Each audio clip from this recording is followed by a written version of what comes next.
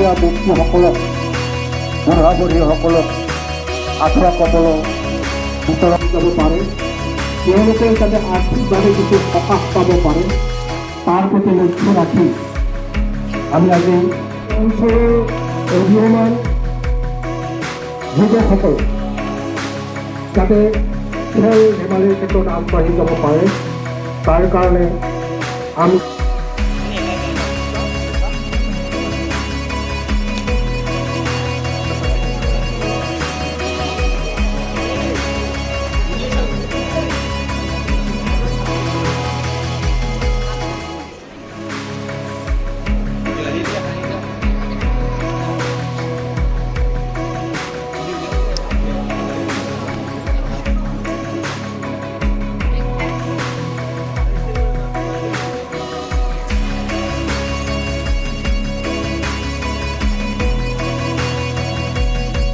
দমকল আজি বিতৰণ কৰোঁ। আৰু যিহেতু ঠাণ্ডাৰ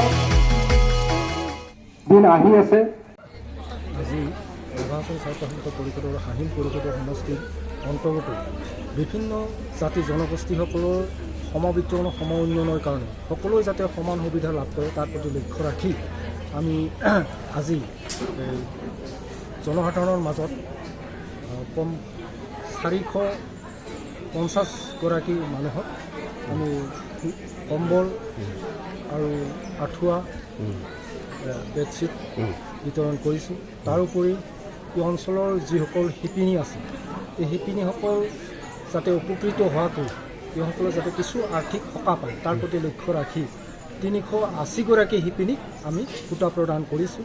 আৰু খোৱা পানীৰ ব্যৱস্থাৰ কাৰণে 10টা 20টা দমকল আমি বিতৰণ কৰিছোঁ। তাৰোপৰি খেতিয়কসকলৰ কাৰণে খেতিয়কসকলে উপকৃত হোৱাৰ কাৰণে তেওঁসকলৰ কাৰণে আমি 100গৰাকী খেতিয়কক স্প্ৰে মেচিন বিতৰণ কৰিছোঁ।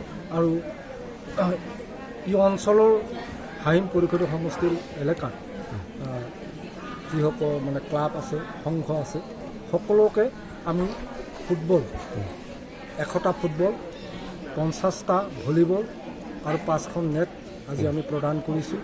আৰু ইয়াৰ উপৰিও এই অঞ্চলৰ যিহেতু এটা বনৰীয়া হাতীৰ এটা উপদ্ৰৱ চলি থাকে, গতিকে সেইকাৰণে বনৰীয়া হাতীবিলাকক আমি যাতে ভাল ধৰণে খেদি পঠিয়াব পাৰোঁ, আমাৰ এই অঞ্চলৰ যাতে খেতিপথাৰ যাতে নষ্ট কৰিব নোৱাৰে, তেওঁলোকক খেদি পঠিয়াবৰ কাৰণে আমি ৰাভা হাছং ছাত্ৰ সাহিত্য পৰিষদৰ পৰা পোহৰৰ কাৰণে প্ৰত্যেক গঞাত আমি য'ত মানে হাতী মানে উপদ্ৰৱ আছে তাত আমি টৰ্চ লাইট আমি বিতৰণ 10টা বিতৰণ কৰিছোঁ।